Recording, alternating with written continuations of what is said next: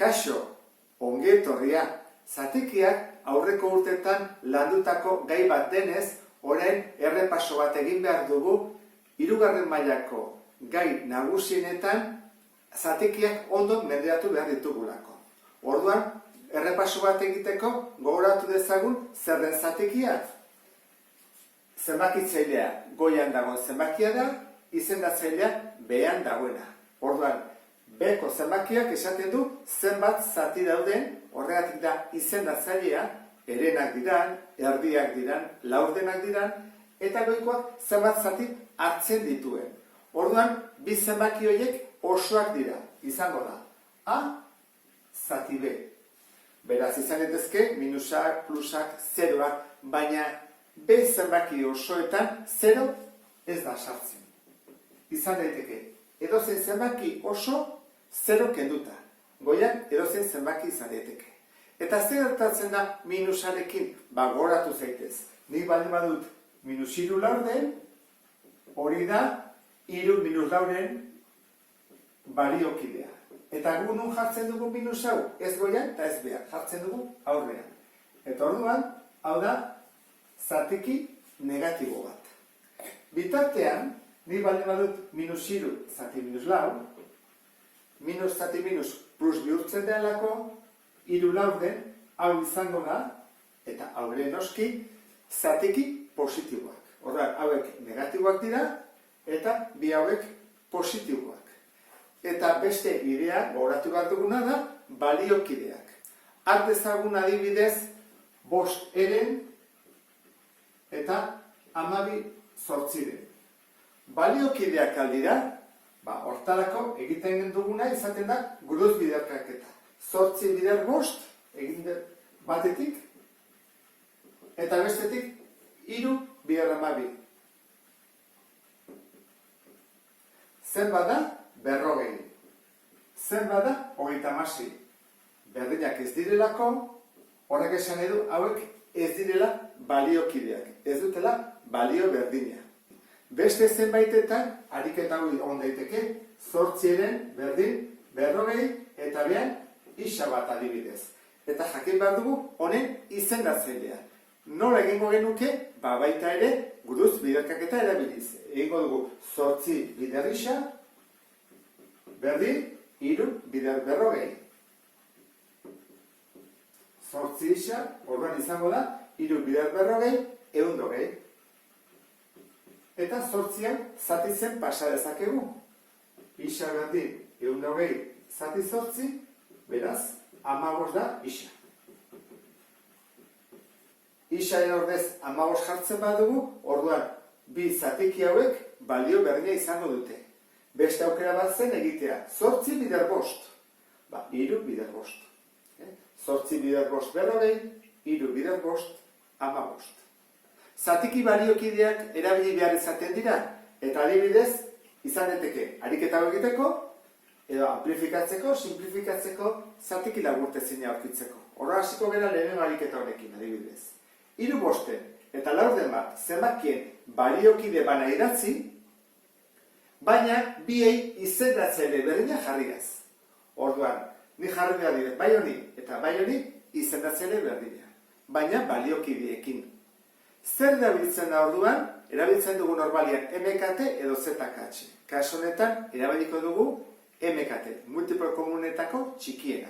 Jarriko dut 3 bosten, eta jarriko dut laurden bat. Zein da bietan MKT? 5 hamar 15 hogei, lau 8 12 16, hogei da, ezta? Orduan jarri dezakegu hogei, edo nahi bada ere 40, edo 60, edo 80. Nik bat aurkitzen badut, multiplo komunetako txikiena, ja besteak multiplo komunak dira. Orduan, hogei jartzen badut, bientzako hogei jarrita, falta zaitena da, zenbakitzailea aurkitzea. Eta hori egiten da, biratara. Bada egitea, hogei zati 5 bider 3, hogei zati 5 lau bider 3 12, eta beste aukera da, esatea, 5 zerrekin egin dut bider 4, goikoa ere bider 4, 3 bider 4. Eta hemen berdin, hogei zati 4, 5 bider 1, 5. Beste aukera bada egitea 4 bider 5 eta 1 bider 5. Baliokideak izendatzea berdina jarriaz. Eta gero hemendik dugu amplifikatu, simplifikatu baliokideak jarriz. Orduan, ni baldin badut 8 12 zer amplifikatu? Zenbaki hauek handiagoak izatea. Balio absoluto handiagoarekin. Egin dezake, biak bider 2. 8 bider 2, 12 bider 2. Eta ateratzen zaiten zatikia da amplifikatuta. 16 eta hemen 24. Eta simplifikatu zer da? Simplifikatu da simpleagoa jartzea, txikiagoak. Orduan, nik baldin badut 8 12, egin dezaket biak bikin zatitu. Bikoitiak direlako. Orduan, gelditzen zen 4 eta 6. Baina hori alda deetan simpleena, hori alda laburte ezina dena, ez, ze oraindik egin dezaket zati 2. Orduan, 2 eta ere. Hemendik honea pasatzeko, simpleena edo laburte ezinera aurkitzeko, erabiltzen da ZKH. Eta kasu honetan, biena da zati 4. 8 zati 4, 2, 12 zati 4, 3. Orduan, adibide bat egingo dugu, 56, 84. Aurkitu dezagun, zatiki laburte ezina. Zer egin behar da lehenengo? Deskomposatu. 56. 2rekin 28, 2rekin 14, 2rekin 7, 7ekin 1. Iritsi gera, beraz, da, 2 ber 3, bider 7. Eta 84. 84, hasiko gea, 2rekin. 42, 2rekin. 21, orain hau 3ekin egin daiteke, 2 bat 3 delako, 7, 7ekin 1. Eta gelditzen zaigu 2 ber 2, bider 3, bider 7. Zein da beraz zatitzaile komun handiena? Hartu behar dira komunak 2 eta 7, berretzaile txikienarekin. Hau da, 2 ber 3, 2 ber 2, txikiena 2 ber 2. Hau da, 7 eta 7, 7. Zen bada, 2 bider 2 lau, bider 7, 28. Orduan, egin bako genukena da, 56, zati 28, eta 84, zati 28. Argi dago, 56, zati 28, bidela, eta 84, zati 28, hiruatako da.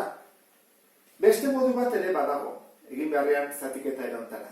Izan daitekena da, 56 hemen deskomposatu utzi, hau dela, 2 ber 3, bider 7, eta 84 jartzen dugu deskomposatu. Eta goian eta behan, zenbaki bera baldin badago bidertzen, simplifikatu daiteke. Orduan, goian 7, behan 7, kanpora.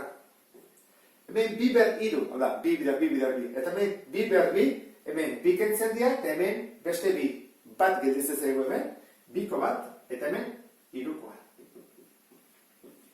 Horak, 2 modu daude simplifikatzeko, bat da ZKH aurkitzen dugu, egiten dugu zati 28 bietan, edo deskomposatua uzten dugu, eta joaten geha simplifikatzen. Eta bukatzeko zatikiak konparatu behar ditugu. Ikusi behar dugu zein den zein baino txikiagoa edo handiagoa. Eta hortarako zer erabiltzen dira? Baliokideak izendatzele berdinarekin. Orduan, hauen MKT multiplo komunetako txikiena zen da, hori da aurkitu behar duguna. 2 modu daude, buruz egitea edo deskomposatu behar dira guztiak. Buruz horrela egiten da. Hartzen dut ondiena, 18. 2 pasatzen da 18tik, 18 dago 2ren taulan. 9 bai, 18, baina 4 ez. 4, 8, 12, 16, 20, ez da. Orduan zer egiten dugu? Hau adibidez, bikoiztu, 36 jarri. 2, 36tik pasatzen da? Bai, 2, 4, 6, 36. 9, 9, 18, 27, 36. Eta 4ko taulakoa da, 36. Horran, MKT izango izateke 36.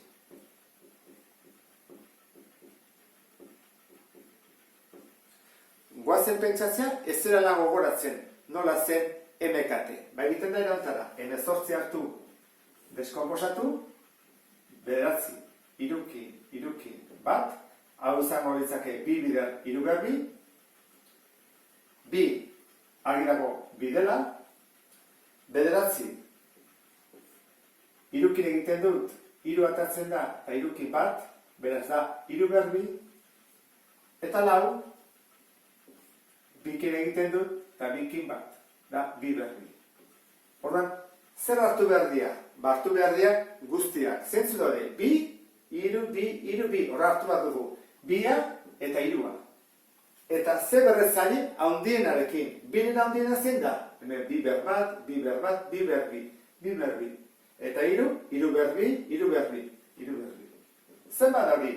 Hori da, lau, bider beratzi, hogeita hamasei. Aurkitu dugu, MKT. Hau dena egin behar da ez badakigu buruz egite. Bestela, albaldin bada, horrela buruz egitea erresiagoa da. Orain, aurkitu behar ditugu, bakoitzaren zenbakitzaileak. Nola egiten da? Erresena da egitea. Hogeita hamasei, zati hemezortzi, bina, bider hamairu, hogeita sei. Hogeita hamasei, zati bi, hemezortzi, bider bat, hemezortzi. Hogeita hamasei, zati bederatzi, launa, bider zazpi, hogeita zortzi. Eta azkena, hogeita hamasei, zati lau, bederatzi ez da, orduan, bederatzi, bider hiru, hogeita zazpi. Horren, ordenatu ezakegu. Zein da denetan txikiena hau ez da? Hemezortzi duena. Horren da txikiena, erdi bat. Punta jartzen dio behari, txikia, hau ondia da. Zein da bigarren txikiena? Hogeita sei, hogeita hamasei, hau. Hamairu, hemezortzi. Hurrengoa, hau. Hiru laurden.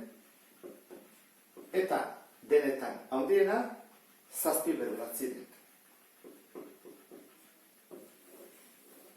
Eta horrekin bukatzen dugu lehen errepasoa. Beste bat arte, agur.